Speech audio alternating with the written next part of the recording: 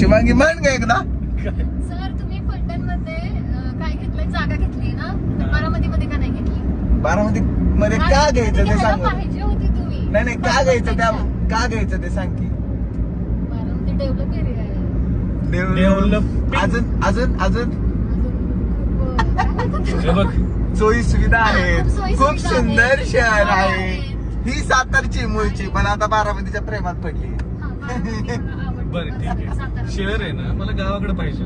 Sir काय तुम्ही नाही. बारामतीला जरा 2-3 दिवस फिरून बघा. हा काही गरज नाही. नाही तुम्ही बारामतीच्या प्रेमात पडला तर नाव बदलावा. आम्ही फक्त साताऱ्याच्याच नाही, सातारा आहे चांगलं. साताराला आम्ही नाही म्हणत नाही, सातारा खूप चांगलं आहे. पण तुम्ही जे कम्पॅरिझन करता बारामती आणि सातारा, ते एकदा बारामतीला येऊन बघा. काय म्हणायचं मंडळी तुम्हाला? एकदा बारामतीला येऊन बघा आणि बघा मजा.